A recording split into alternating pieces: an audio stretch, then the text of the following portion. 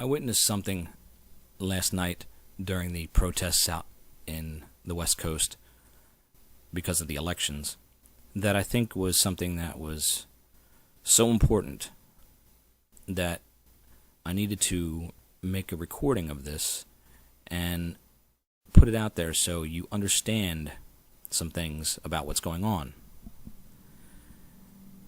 The live stream video feed that I was watching was from CBS, and it had of course, the commentators in the background, but it was the streaming video with another commentator, reporter on the scene, viewing the protests out on the highways in California that were stopping cars and causing people not to be able to drive. Anywhere else, that probably wouldn't happen because we don't have the laws that put the people more important to the vehicle like they do in LA. Even just motion like you're going across the street in LA and the cars will all, of course, come to a screeching halt, which is probably a good thing. But you do that out on the other coast or anywhere else in the country and you might get run over. But anyway, that's besides the point. The reporter was covering all the chaos down there and happened to come upon a protester that he asked a few questions to. Those questions were pretty good questions, and the protester was well spoken. I don't believe he was part of the paid protesters, as most of them are. This was a person that was actually genuinely concerned and voiced his opinion, which was a good one. What he said caused them to shut the feed down within a minute of him saying a few different words that I will explain to you in a moment. But before I do, I want you to understand some things that most people don't realize when it comes to what you're seeing on the TV, or in this case, a live streaming video footage. The images and the content that you see them showing, they could care less what that is. They can call it anything they want to call it. News, reality TV, comedy, drama, anything they want to call it. Doesn't matter. It's not about what they're showing you. And it is all about what they're showing you in a certain way that you don't realize it, what they're doing. You have to understand that a network, what it is, it's a corporation for profit.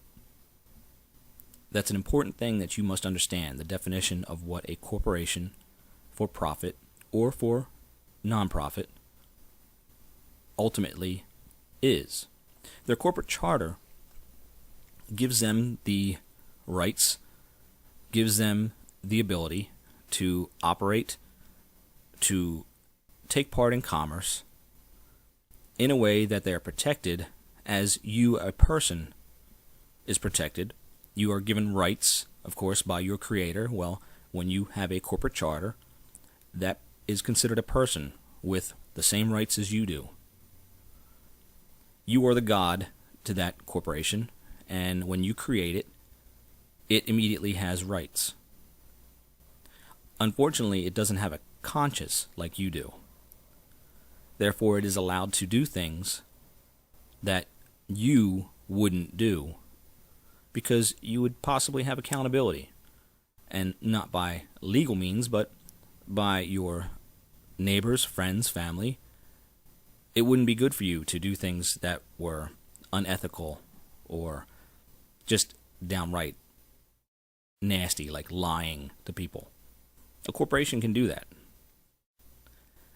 When you see that all the government departments, all your local town utilities, all these different agencies like the police, they all have a corporate number assigned to them. You can look it up. You can see your police department is a corporation. You can see your sheriffs, they're all corporations. The United States of America is a corporation. It has a corporate number. You can look it up. It's not a conspiracy theory, it's a fact. There are some unincorporated locations around this country, but they are few and far between, and they are getting, of course, incorporated quickly. So you ask, why is this important to know this? Once you become a corporation, you have to do certain things. You have to conduct yourself in a certain way. And at all times, your objective is to preserve the life of the corporation, and that means profit. You must produce profit. You cannot make decisions that you knowingly will cause damage to the corporation or its affiliates, or make a decision for something that will not get you as much profit as something else in front of you that you could have decided for. Why is that important? Elected officials, their office that they represent, are all corporations. You, the people, this is where you have the problem, where you believe that the elected official is there to do what their constituents tell them to do. That is not true. There is no place that says that that is law for them to do it. But what is law is the corporation that they are governed by.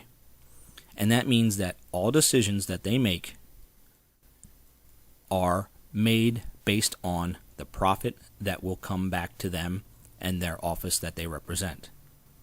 The president, corporation. He's not going to make decisions based on what's right or wrong for people. He will make decisions based on the profitability of that situation. You can disagree all you want, but this is law. This is the reality that you live in. So when you think that this character or that actor or this actor is going to do the right thing for the people, you're fooling yourself.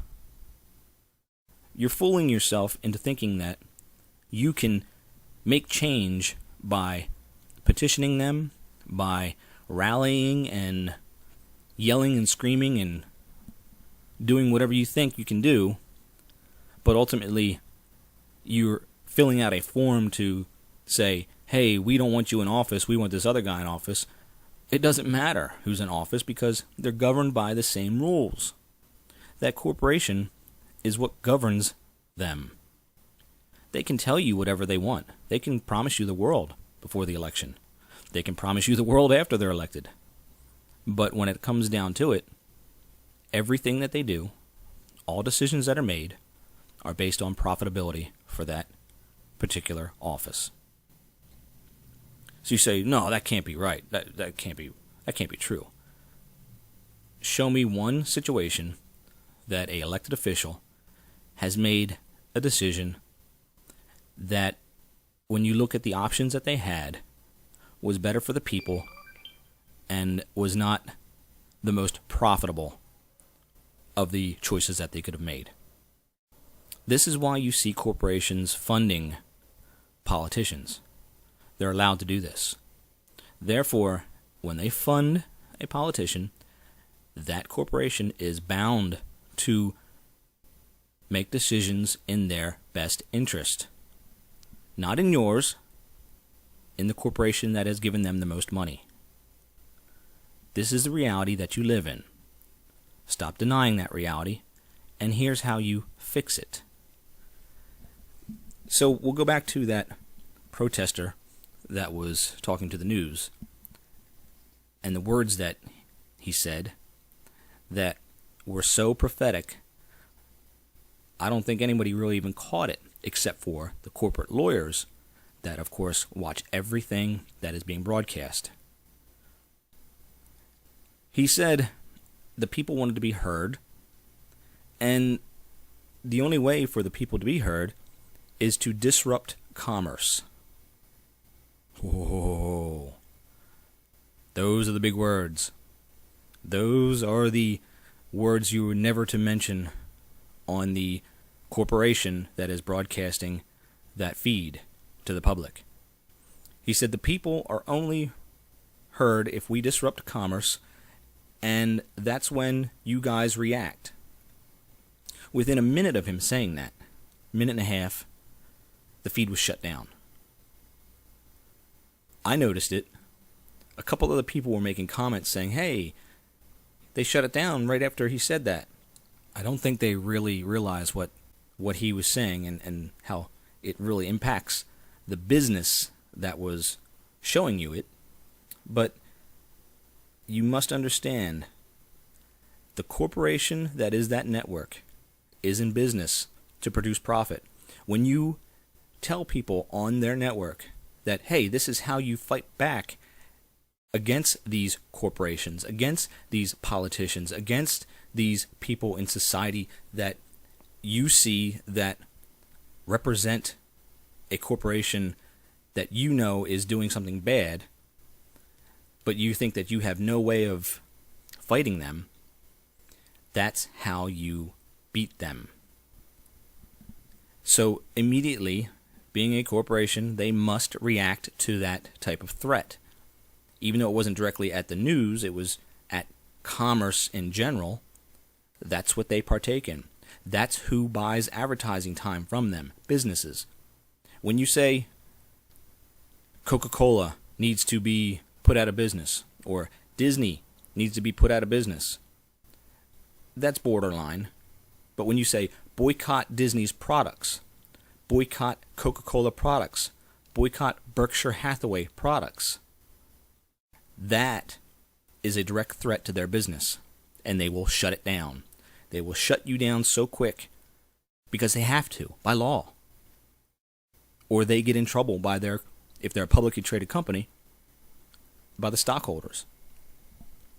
So I hope that you learned something by this little speech that I made. And I give props to that person that made that comment on that news feed. That was good. That was something that, if you all really think about how to fight back, you must affect the commerce. Vote with your dollar, not with your signature, not with your voting. That is useless. Absolutely useless. I've shown in my work, it doesn't matter who you vote for. It's all the same families. But more so, beyond that, it's all the same corporate law that governs those people once they get in office. Once you understand those rules, you will be empowered with the ability to make them react. Affect the commerce. Boycott those companies that I mentioned. Bring their stock price down and watch what happens.